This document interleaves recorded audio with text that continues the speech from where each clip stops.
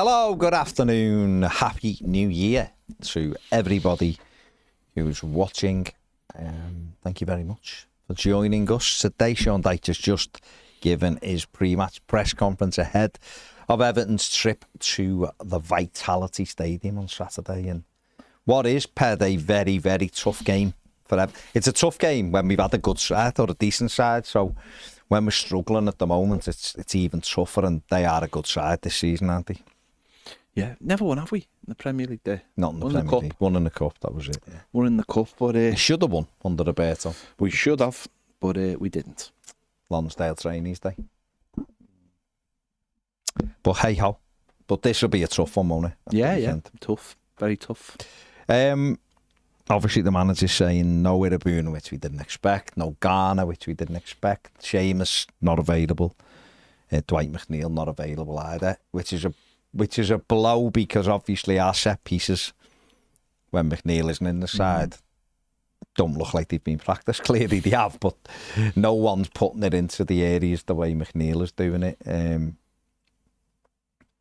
that's a bit of a worry, because that's basically where we score our goals from. Yeah. Set pieces. Yeah. No, it's... I suppose it is disappointing news, that, because we just look like we can't score goals without those set pieces, and set pieces have been absolutely woeful, haven't they? I mean, let's get it right. Against Forest, no one wanted to even take the first one. No. They don't. It's odd that they don't look like they've actually worked on set pieces without McNeil. Like, genuinely, I'm not even like... I mean, he must do. Not even sounding funny. They don't look like they work on them. So that is a blow. That is a blow, because whether you like him, whether you don't like him, he's our major route to scoring goals, our most consistent route to scoring goals. And you look at December without that Wolves game. There's very, very little in there from a goal scoring point of view. So it's worried not to have him anywhere near. You know, I suppose if you get past this game, then Villa is obviously, he's got 10 days till Villa, hasn't he? So Peterborough at home in the Cup, though. No, we have, and obviously, but if they can't beat Peterborough, then what's the point? You know, no, I mean, genuinely, if they can't beat Peterborough, then what's the point in any of it? And I'm not being like disrespectful there. I'm just that's genuine. If they can't score goals against Peterborough, then there's no point. There's no point in any of it. So, no, but listen, just get John Robinson on the phone, and he can sort it all out from an attacking point of view, because he seems to be the most knowledgeable man in football. That's what I'd say. Well, it's a strange comment. He's used them before. And Gary Birtles. He has used them before. It's very, very strange. Very, very strange. That is just strange. When every manager out there and every coaching staff seems to be looking for every marginal gain, every marginal gain. Striker coaches, defensive coaches, throwing coaches, set piece coaches, surfers, everything. And Gary Birtles said that you don't need any of these things, because they're all just modern fads that don't really mean anything. It's mind blowing. It absolutely, when he just says things like that, it blows my mind. Like, he actually says it out loud. That's when I just go, wow, you just said that out loud to other people. I find that extraordinary. I do genuinely find that extraordinary. Because most people go, I don't know those people. Do you know who Gary Birtles is? No. Shaking his head, doesn't know who he is. Peter Ian Story or Ian Peter Story. Don't want to know any of these people. John Robinson, do you know John Robinson? No, shaking his head. Doesn't know them. Nobody of that generation knows. 40 years. Yeah, they were playing football. They were playing football 40 years ago. So if he'd said like Peter Reid, or I was speaking to like Andy Gray or whoever, then you go, oh yeah, because they're Everton people. He's talking about Nottingham Forest legends. Not Everton legends, Nottingham Forest legends he's talking about. That blows my mind. James's mind's blown. My thing is, even if there's no issue with them speaking to Gary Birtles and John Robertson and people like that, that's great. Use knowledge of football, but you also have to hold it up and go, football moves on very quickly. Everyone's moving on. People are doing things. They use a surfer who comes in once a month to do balance, and they're pissing the league. We have silver surfers. No, what I'm saying, I wish we did. But you look at them and go, well, they're absolutely pissing the league. So let's do what they're sort of doing, because that might get us a few. But you've got to use every do you know if the manager came out and said, genuinely, he said, we're exploring every avenue of how we can start scoring goals. No, I was having a bevy with me Nottingham Forest mates, and they're just like, this is utter woke nonsense. Do you know what I mean? It's. I can't believe he says that out loud. I would laugh if I was in that room. I laughed in this room, but I'd laugh if I was in that room. Never mind if people can say meticulously or not. I would laugh at that. I think I generally just find that's the ethos of these people. There's Woney, Stoney and him, and they think they are, like, I don't know, the three pillars of football that it's ever existed. I find it. I do. I find that extraordinary, and I just think he brings that on him. He brings that on himself, and I think if you haven't learned the scrutiny you're under at this football club, if you don't know that by almost 2 years being in this job, then when are you ever going to learn the scrutiny? Because you say stuff like that. You're referring to players who played 40 years ago when the goalie could pick back passes up, and you could elbow people in the face, and all these things that you could do 40 years ago that you could never ever do now. You played on bogs. Can't do things you could do 10 years ago. Everything changes, doesn't it? It's mad. I just find it mad. That's what Take That said. Of course. Boxy says Happy New Year to the team at Toffee TV. Thanks, Thank you very much, Boxy, mate. Firstly, if you haven't smashed the like button, do it now, or it means you're a Dyche lover. You can gently caress it if you want with it being... Boxy. I'm just reading Boxy's words out. Play. Also, if you're not a Premier member, come over and join us here. It costs less than a cup of coffee a month, and this is where all the cool people are. Again, that's Boxy's words, not mine. Boxy, that's it. Now to business. Baz, do you know how many loan slots are available to us? Seems to be some confusion with domestic loans. And finally, can you do a show where you outline realistic left back and right wing targets we could get? I'll have a look over the weekend for that one. I find these really useful, especially if you haven't heard of these players before. Here's to a brighter 2025. Well, the domestic loans, you're allowed 2, and we have 2 at the moment. We have Armando Broja and we have Jack Harrison. If Everton want to bring in another domestic loan, then they would have to return one of those players to the parent club. It won't be Broja, so really it'd be Jack Harrison if they were going to do it. I don't know whether they would. To be fair to Jack Harrison, he's putting in a good case at the moment. I don't know whether or not they would do that. Internationally, I think you can have 6 international loans, but certainly you can have 4, and we've currently got 2, haven't we? We've got Mangala and we've got Lindstrom, so there's scope for another couple from the continent, shall we say. So let's see what happens. Everton Viking says, howdy and Happy New Year to all. The manager loves stats, but isn't it a concerning stat that we've lost or drawn 84% of our games? His win record just slightly above 16%. I really don't know why people are so confident in this manager that he keeps us up. I'm really not. I think he's already a poor manager and is having a terrible season, and I don't see how it gets better with him. Why is 17th acceptable? It doesn't have to be this way at all. With another manager, we'd be in no danger at all. Why are the club and some fans so scared of losing him? He's genuinely a poor man's Allardyce. I don't get it at all. They used to say Roberto Martinez used the Men in Black tool to erase people's memories, but Dyche does that to the extreme. Jake says we are the only team in the league that sets up for a 0-0 draw, and this is why we have a genuine chance of relegation. We don't score goals because we don't take any risks whatsoever. We have both full-backs not overlapping, 3 defensive midfield players, an isolated man up front, and no pace in wide areas. How on earth do you expect to score? Get this manager gone and let's get the ball rolling. And Tom says, Peter, I'll sort that, mate. Tom says, can you see Can you guys see any reason why we should be keeping Dyche over getting a new manager now and giving them January to start making some improvements to the squad? My only thought can be that they know who they want, but they're currently employed and easier to get them in the summer. I don't know, mate. I honestly don't know, Tom. They might think that Sean Dyche is the manager to take us forward. They might think changing him might be too destabilising. I honestly don't know. I don't know.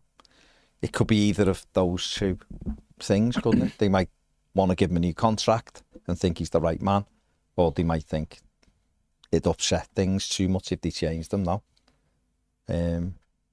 However long that continues, I don't know. He's going to have to start winning games, isn't he? That's the big thing.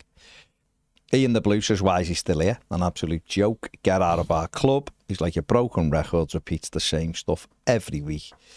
Dyche out. James, not that James, well, might be, I don't know, says, Happy New Year to all you Blues. Really think we need a fresh face in charge. This guy has hit his ceiling.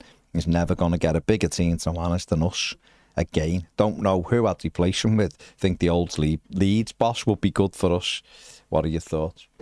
I don't think Bielsa coming in. They were the two choices 2 years ago. And the club went with Sean Dyche rather than Bielsa.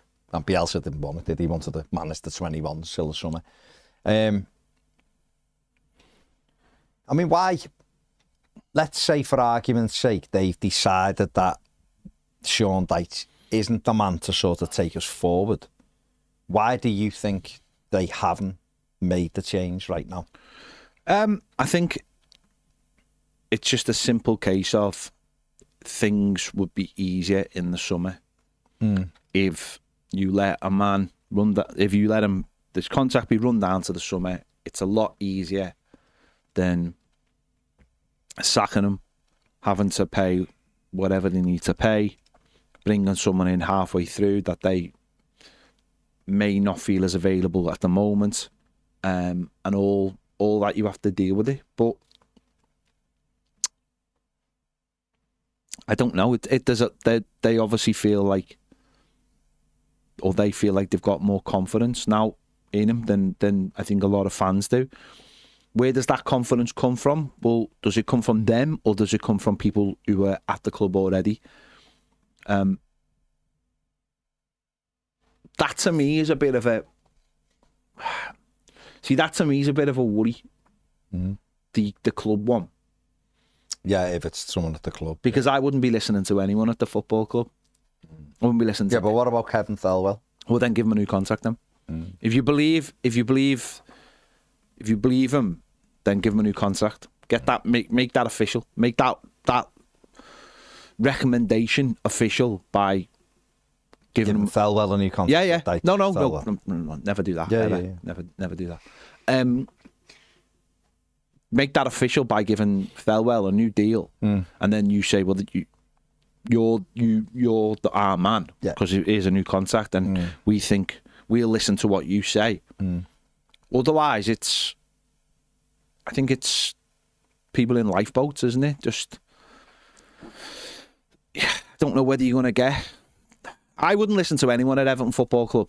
I wouldn't listen to a single person at the club, because I think they're all going to be in the same place right now, all just in the lifeboats, just trying to do everything they can to make sure they don't go. I'd be looking with my own eyes and listening with my own ears rather than trusting anyone else's judgment. But if you are trusting the judgment, then give that person a contract. If you believe them that much, give them a contract straight away and say, "Here's a 3-year deal. We want you to take this club forward as the director of football." Otherwise, what's the point? Because you're looking at the situation, and there's so much that needs doing in the next 6 months. You have to get on with the job. You can't kick the can down the road. You have to get on with the job. And the first thing is not the manager, it's the director of football, because he can see all of this and has been seeing all of it. Then you're genuinely trusting him because you've given him a deal. So, I just, as I said, I think it's everyone will be thinking at that, well, certainly coming in now, they'll be going, that makes more sense doing at the end of the season. Even if you've got someone in place and you think, right, it's better to start afresh. They don't have to deal with any of the baggage, the fallout where we are in the Premier League. But then there's a risk to that because a lot of fans genuinely believe right now that this manager is not good enough. And if we get to the end of the season, it'll be limping over the line, and again, that's not a good place. That's not. We're doing it again, aren't we? It's not a good place to be in. It's not a good precedent to set for next season with all those problems and going into a new. Takes the enthusiasm away from this season, which is the last season at Goodison Park. A lot of people want to celebrate that. How can you celebrate it if you are every home game has got that level of pressure on it? Which, don't get me wrong, every football match will have a level of pressure, but it should be an optimistic pressure, not this negativity that follows around, and that'll create a toxicity amongst the fan base. We're already seeing it again, where fans are split. I don't know. Look at Forest, if you want to take them as an example. I mean, last season they replaced Steve Cooper, didn't he? In what was it, February or something? And brought Nuno in. Spirito Santo came in, and they started their sort of rebuilding process then, and obviously they stayed up.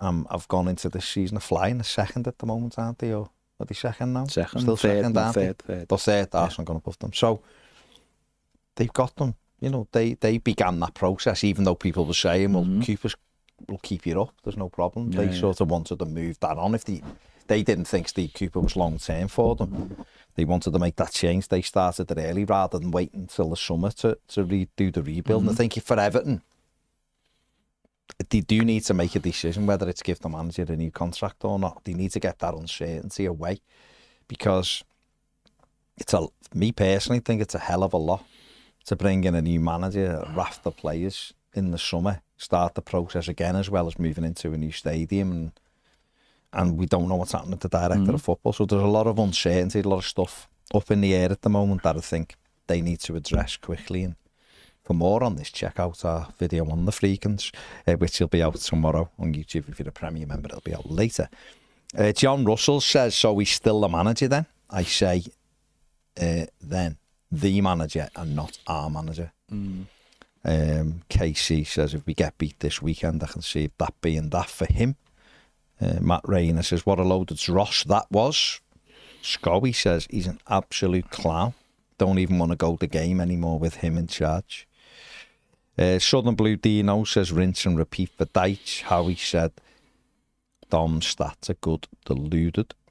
Emma says, that's the problem. He believes in himself and his coaches. Deluded. Nah, get a striking coaching, you absolute person. Scowie says, still blaming the players. James Graham, YouTube member, says that TFG have eyes, and if the fans start to disapprove more than that, they'll pull the trigger. Daniel says, I just don't understand how anyone can still want him after his record. I think people maybe just think that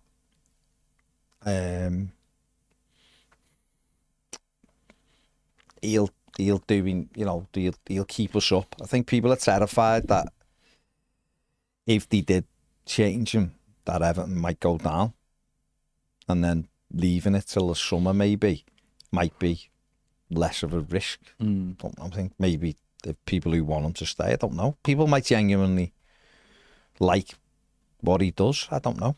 I think there's actually like three camps, isn't there? There's the camp that want him gone because they don't believe that he's good enough and the football's good enough and the results are good enough off the back of that. You know, if it was rubbish football but it was winning football, you could get on board with him. Yeah, you just go, it's what it is for now. Then obviously there's people, I think, like you just said there, who are scared that if you removed his formula of picking up, not losing loads of games, picking up points, and then in the second half of the season picking up more wins, will be enough. And then you can get to the summer and then you can make major changes. And then I think there's also some people who genuinely believe that the squad is absolutely terrible. I mean, I've seen a few people say this squad is the worst squad in the Premier League, and he's doing a good job because we're not in the bottom three, and he's doing the job he was brought in to do.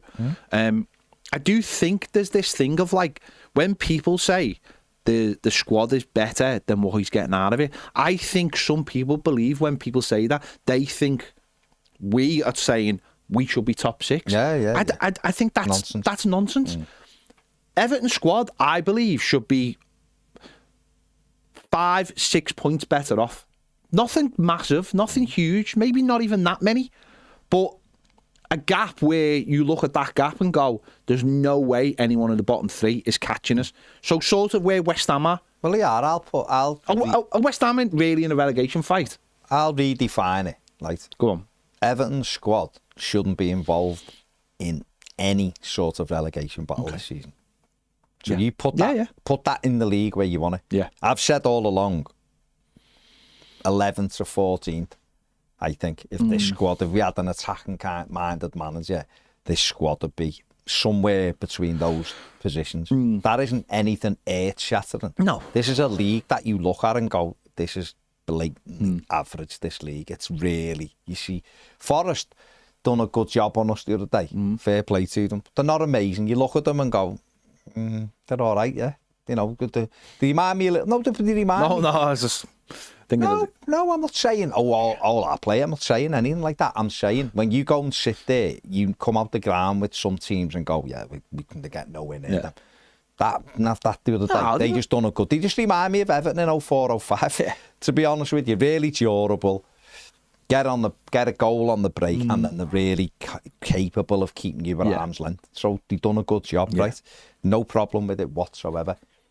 And they're doing brilliant. It's great to see a team that can flip it like that. Yeah. But what we're saying or certainly when I say this squad's better than it's showing, is it shouldn't be even talked about in a relegation battle. Now that might just mean being 11 points clear of the relegation zone in 14th place. Doesn't mean I'm saying Everton should be in the race for Europe. No. Of course we're not, because we haven't got enough goals for a start.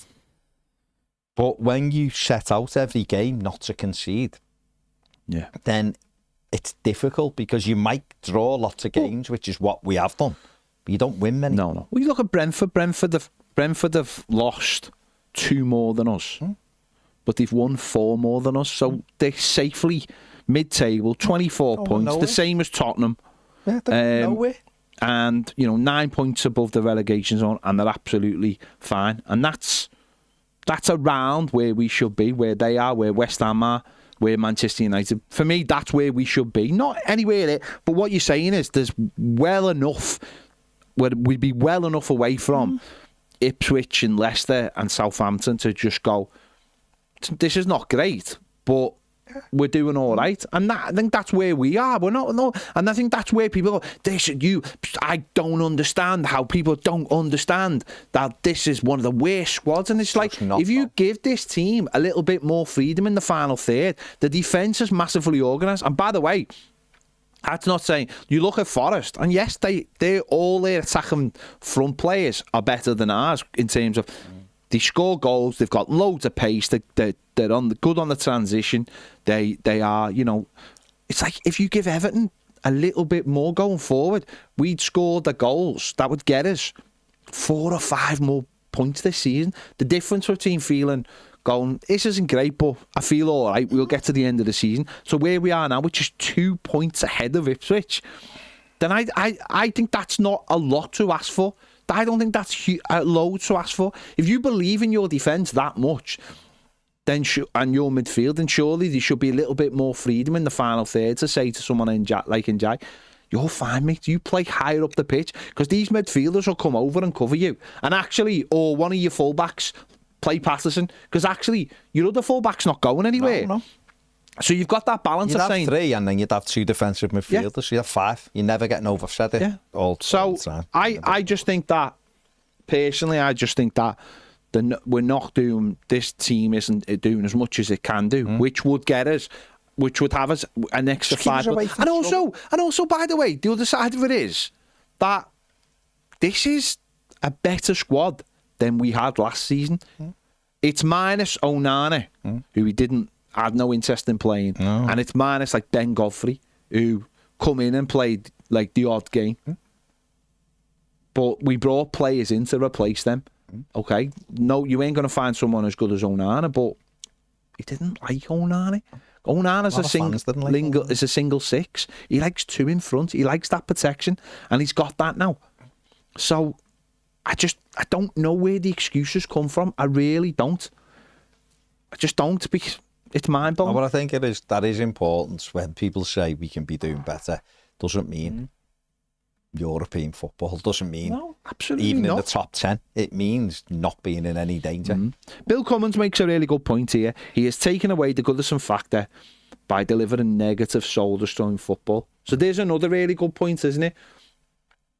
2 home wins. You know, Wolves and Palace, 2 teams that we should be beating. But again, you can look at it and go, because of the mentality of the way we play, and we're not on the front foot, and it's not really aggressive, even though he likes to think it's aggressive. It's not. Forest were aggressive. They got on the front foot early on, as in to say, we're going to score first. We sometimes come out in the first 5 minutes, and then we go really passive when we run out of ideas, and we allow teams to come onto us. We're not aggressive. What we saw against, I'm trying to think, been loads of games, Chelsea, when like people started to get stuck in and the crowd got going, very rarely see that at the moment at Goodison. So that idea of being on the front foot, aggressive, getting Goodison up, most of the time Goodison goes really flat within the first 10 minutes because we're watching crap.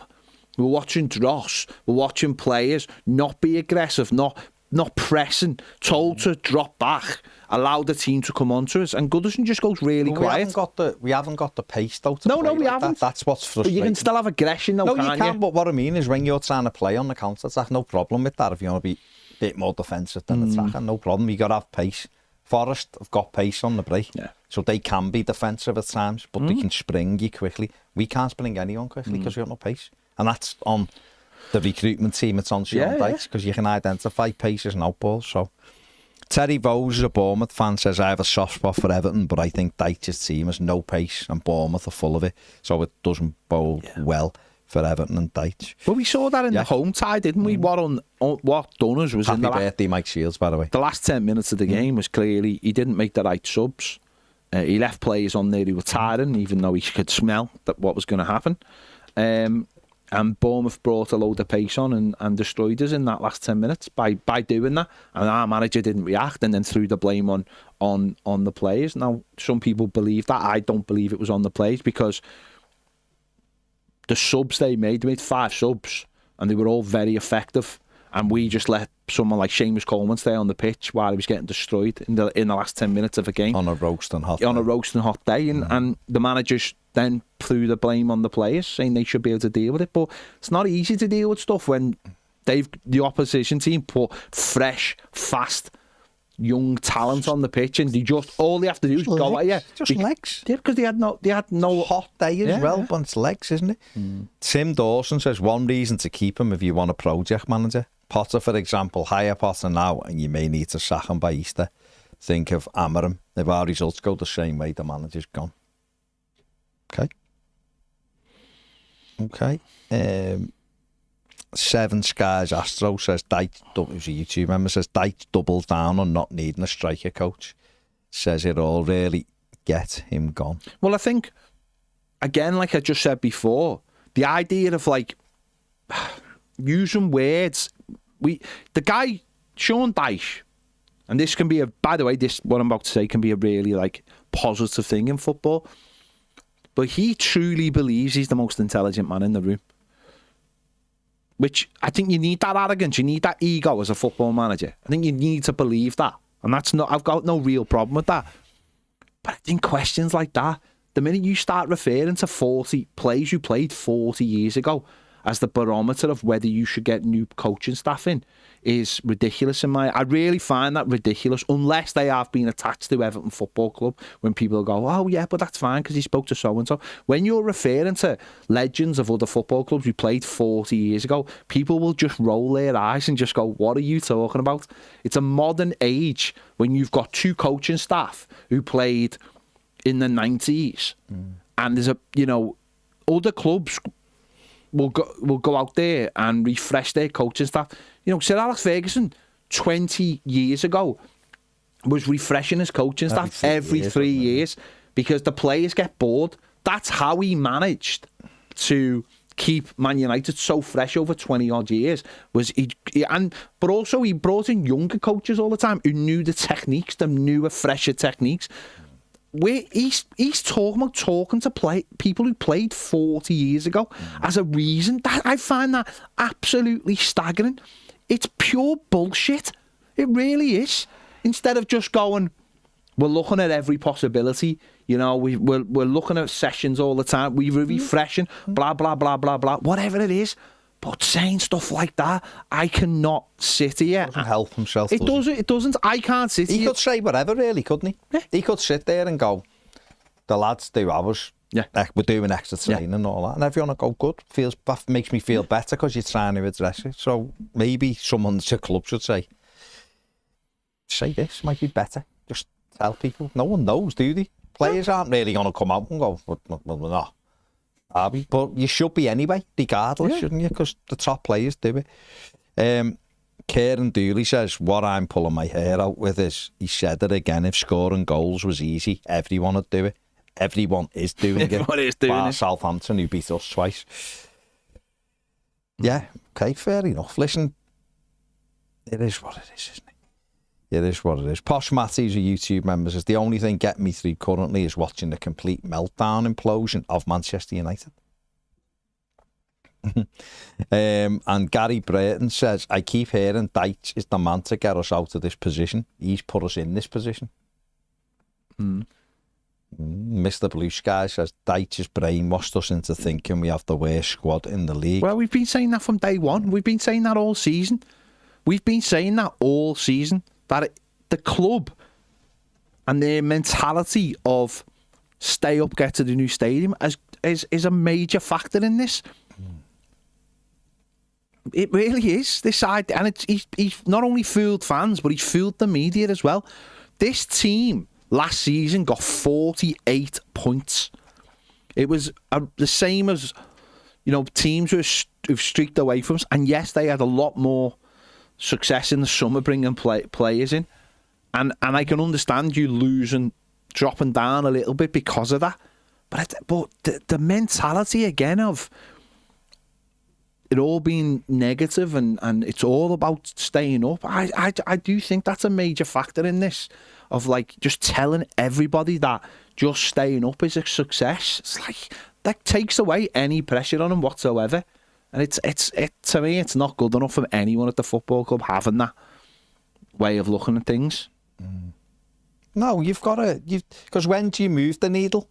Do you know what I mean? Yeah. When do you actually move it? Yeah. When do you go, right, what we're trying to do now is, because that can't be the only thing. Yeah. Because if that is the only sort of objective is staying up, then what's the point? Because every year you're just going to be trying to get 17. Well, what's that? That's no club should ever be in that mode. Well, Everton Football Club shouldn't. Does that mean that when the summer comes and we've got a new stadium and financially there's a little bit, less hard work to do? Does that mean, where does that needle go then? Does it go suddenly? Does it go suddenly to we want to finish mid-table? Does it go we're trying to get Europe? Where does that go? I mean.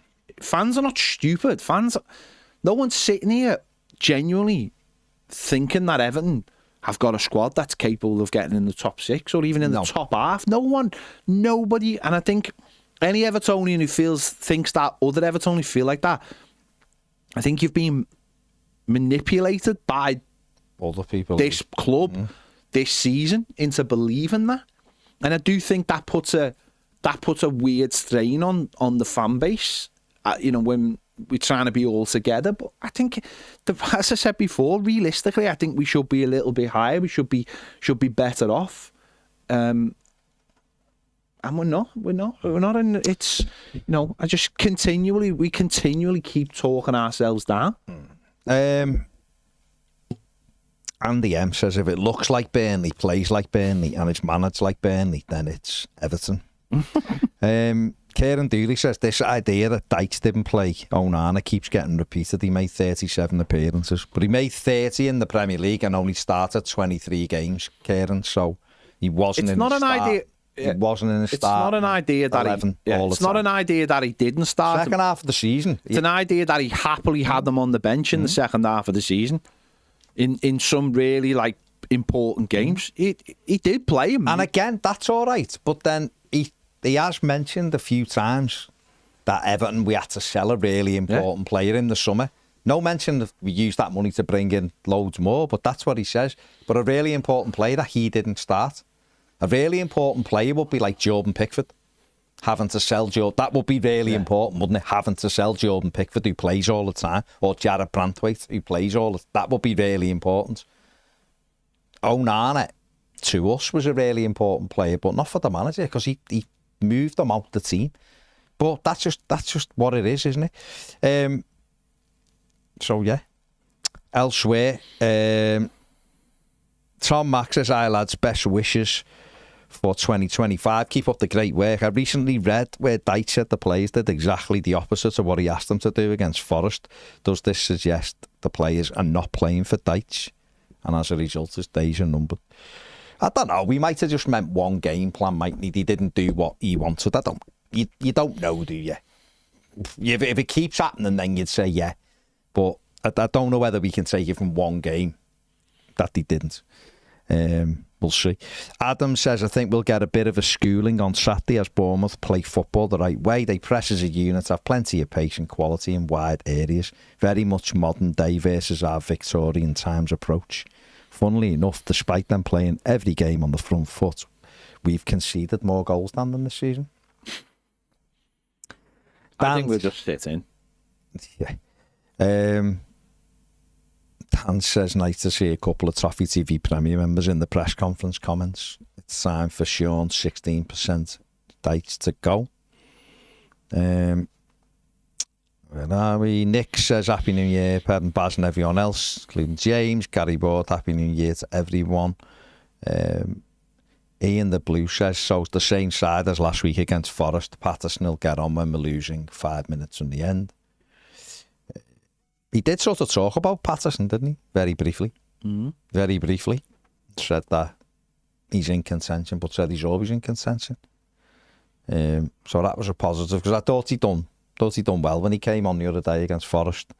Trying to get in behind, put a couple of balls in, didn't he?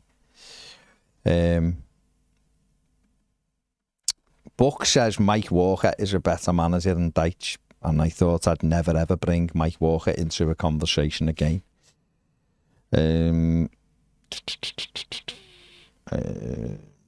Bill says, "Accept nothing on Saturday. That's how far we've fallen."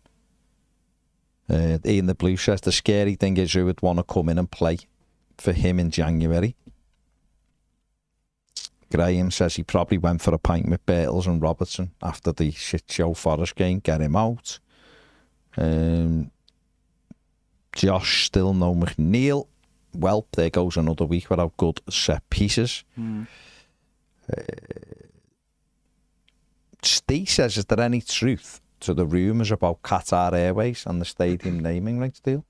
Honestly, don't know, mate. Don't know. I'll be honest, I haven't even seen it. So I don't know. Dave, have you seen them rumours of it? I've seen them, yeah, but who knows? Who knows, mate? Bainey says, "Oi, what's occurring? Glad I don't watch his conferences anymore after what you guys said about coaches. We're not scoring an open play. It's mad players develop under a specialised coach. As an example, what planet is this guy on?" We did say everyone's value has gone up by 10 times since he came in. So fair play. Okay. Fair play. Bainey says, "Remember Pereira on Sky Sports News? It was a few years back, wasn't it? Even he's done something with Wolves. He got 7 out of 9, hasn't he? Chris Burns says, hey guys, hope you all had a good Christmas and New Year. It's good to hear some accountability from Dyche in the press conference today, saying I need to do better, but I don't buy his comments on attacking coaches. Everton are a Premier League football club. Most clubs have attacking coaches. Go and get one.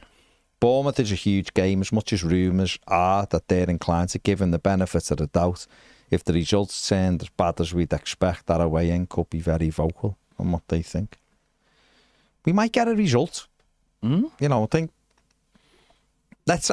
listen, a lot of people are saying the same thing. People are fed up with them and all that. But we have got a game of football at the weekend. How do we get something here? Because they are, you know, they've beaten Arsenal, Manchester City at their own ground. You know, they've got a point to Villa. They're a tough side to play against. Got lots of pace. Iriola's done a brilliant job since he's gone in there. Bill Foley, of course, the owner as well. They've recruited really well. How can Everton get something down there on Saturday? Well, they've only scored 2 in the last 3 games at home. And, you know, a couple of those were draws. Obviously, we did you with Palace 0-0 last time at home. So, I think the form hasn't dropped off. Because I don't think they've been beaten since about 7 games ago now. It's only lost 5 all season. Yeah, so... But I do think playing at home, and if you can, you know, if we'll go there, and I imagine we'll be tight, and we're good at that, and we'll go for a point. And listen, if it's all about just stopping Bournemouth scoring, isn't it? And if we can do that, then we'll probably get a point. That makes sense, doesn't it? Because I can't imagine we're going to win. They've got full Mike Cosgrove. No, but I can't imagine we're going to win. But. So, you know, it's not mixed form. It's decent form. I think they're in 7th, aren't they? So it'll be the same game plan that we took to Man City, that we took to Arsenal. The Emirates, and we played most of the game against Chelsea at home. That's what we're good at. So in many ways, this fixture won't scare them, I don't think, as such. But it's when you... Not a great ground for us, though, is it? No, it's a terrible ground. Horrible, tight... Brilliant for them, but for us... It's a beauty ground. We're about the same size. Works brilliantly for them. No, it does. So, I don't know. I can't imagine they'll be overly worried about us, though. Simply because we haven't got Dwight McNeil as well, so our set pieces aren't quite as strong as what they have been. And that's a worry, isn't it? Because you should have 3 or 4 set piece takers. The professional footballers, they should be trying everything. Yeah, I'm sure they are. I find it, but again, massively embarrassing as a Premier League club that we rely so heavily on one player to deliver set pieces for us to be able to score goals. I find that incredible. All right, so yeah, well, we're going into a game against... They are a good side, but they're also a team who because the way they play, they do give you opportunity. So what sort of, like, should he do something differently then? Resign. At the weekend. Let's just talk about how Everton could get a result. So should he do something differently? Is there a way that he could try maybe Ndiaye in the 10? I'll be honest. I really don't. I really don't know how we would change it. I mean, I could, if it was at home, I could say you play 4-3-3. Yeah. I just don't know if that would work away from home, because so really, I mean, if Everton draw 0-0 at the weekend, that's a positive result. It's a result, isn't it? And I think any result is a positive result at the moment. So going with this 4-5-1, because let's be honest, that's what we play. No, I know. Let's not dress it up anymore as it's a 4-2-3-1. It's 4-5-1. 4-5-1. Going with a 4-5-1 could be the way to get a result here. It's sad, that, isn't it? Isn't that just sad? No, but listen, that's we're going to where we are. This is where we are. No, I know. We're going to Bournemouth, and I imagine we'll show very little attacking intent, and that might be enough. But the problem is, like it is with most time, with playing like this isn't just Sean Dyche. This is anyone who plays that kind of way. The problem is if you concede, isn't it? Because you were so entrenched in a way of defensive football, that when you need to get on the front foot, it's so difficult to flip that mindset. It's so difficult to turn it with the way we are. But how can you? When I look at it, I see a really well-coached defensive unit. Yeah. And a really under-coached attacking unit. That's what it looks like. It might be totally way off base there, but my eyes, and what's football a long time, you can see where people excel and see what work is done. Everton don't. It looks like Everton don't do any work as an attacking side, but as a defensive side, do lots. Sean Dyche is absolutely right what he said about what happened on whatever day it was that we played Nottingham Forest. Because who knows at this point. Sunday it was. But he was right, as in they didn't, the first goal is Tarkowski the ball goes that way. Chris Woods goes that way. And Tarky goes that way. So it's a defensive mistake. I know the goal is really pretty on the eye and the finish is great, but it's terrible defending. And it's all because James Tarkowski decides to make a split-second decision, which I can't understand why he makes that decision. He doesn't. He's allowed another 2 games in a row. He's allowed the centre forward to run off him, and it's cost us dearly. So defensively, we have been really tight because we don't really allow mistakes to happen because we're so ultra defensive. That leads to that leads to having nothing going forward, but it's eked us out draws, and that's the way. Because when people talk again about getting the most out of the squad, other squads have a balance to them where it's like you're defending from the front, you're pushing forward, your fullbacks are high. So if there is a turnover, you're turning over in the final third, and all your players can get back, and that's how other teams play. Because it fascinates me when I watch other teams, and I go, How do you defend when your fullbacks are so high? What's the magic sauce that you have that we don't have? Because everyone seems to be able to do it. No one breaks. That's all it is. No, but that's what I'm saying. Everybody seems to be able to do it, but we don't. But we can't for some reason. And yeah, we've got a good goalie as well. So it's at the end of the day, we could go. At some point, we could go. We're playing 4-3-3. There's less attacking responsibility for Njai, so that when we break, he breaks. Whoever's on the right, they break, and maybe one of the midfield breaks, and you're going with 4, and that still leaves 6 back. But you've got the legs to get enough legs there to get back, hopefully, and one of your fullbacks might go forward as well. And I don't really think it's rocket science in this day and age. Everyone who watches football can see that. We're not talking about Man City leaving 2 at the back. Are we? No. That's not what we're saying. But No. Royal Blue Rich says it's worrying they haven't changed them yet. I give him the benefit of the doubt after his first half a season, but a few games into his first full season, you could see there wasn't going to be any change in style, formation or personnel. Yet nearly a season and a half later, we're here still doing the same thing. Bill says he cannot be given a new contract under any circumstances. No. Oh my God, what justification. 2 years in and he's a failure at worst. He's a failure. The worst I've seen us play since Smith. 15 goals, the least amount of shots in a calendar year, 3 wins, 2 wins at home. Why on earth would he be given a new contract? No. Especially when we live in a generation of football coaches who play out from the back in different guises, don't get me wrong, but it's attacking football with the press, catching the opposition, and everything being high up the pitch. Sean Dyche is a complete alien throwback to what used to go on. So when Walter Smith was around, you would have a lot of other managers who were like that. They were doing the same. But now he just seems like a massive rarity. And I think for Everton fans, when we talk about our manager and the way we play, and then everybody else is like, you've done all right. Other clubs who don't watch us every can't grasp how bad it is week in and week out to watch our team play. I mean, it's awful, isn't it? It's absolutely awful to watch. Like, proper dreadful. You just want to...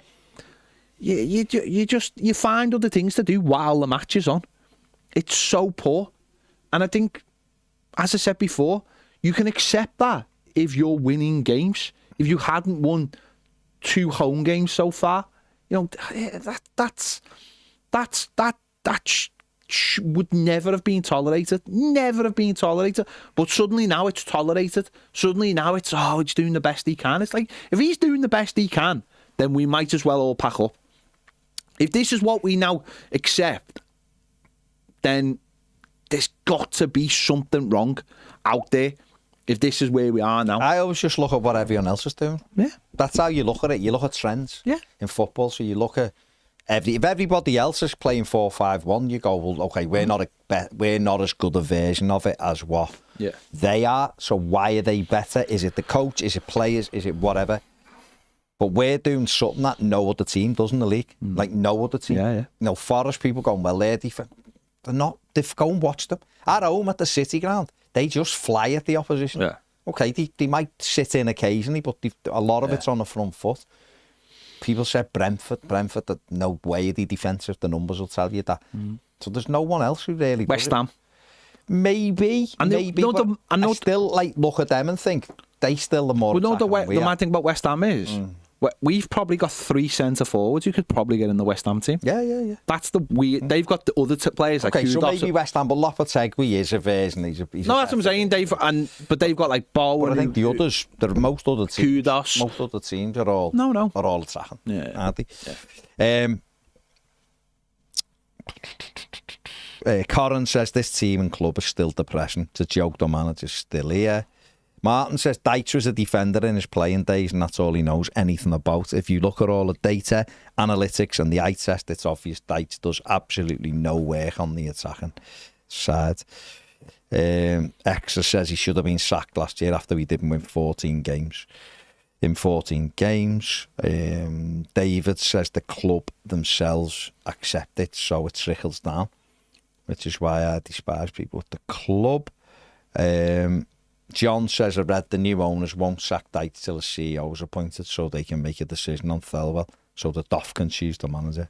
That makes sense, I guess. Toffee man says Happy New Year lads, another great show. Play golf clash while I've got the game on TV. That's how bad football is. Garbage. Fast Eddie says my old man said with Dyche he'll play boring non-attacking football with few wins. Boy was he right. Last couple. Phil says I had to stop listening to his press conference. Found myself getting wound up by his rubbish. I'm paraphrasing there. Andrew says I honestly can't stand this manager. How can anyone who's so bad at their job be so arrogant regarding it? He'd literally made me dread going to Goodison to watch the crap he coaches into our players, dragging us into a relegation battle because of his incompetence while telling us how lucky we are to have him. If TFG think having him in charge till the end of the season is a good idea in any way, then they're not the owners we need at this club. Unless they're waiting on Pep to become available, there's no reason good enough. Especially as this fraud of a Sunday league manager will be sacked before then because his style of play leads to bad runs of form. So all that's happening is they're delaying the inevitable and giving games and a transfer window to a dead man walking. That new manager we'll desperately need. Craig B says, Happy New Year, guys. For me, the simple problem is quality going forward. We don't have a quality number 10. Well, theoretically, we've got 2, but they play on the wing. Nor do we have a right winger. We've missed Bournemouth and his ability to link the play. We need a pacey right winger and an overlapping fullback and a number 10 who can link the play and chip in with goals. Well, Njai can do that, can't he? Really. But, right, let's leave it there. Come on, we can win on Saturday.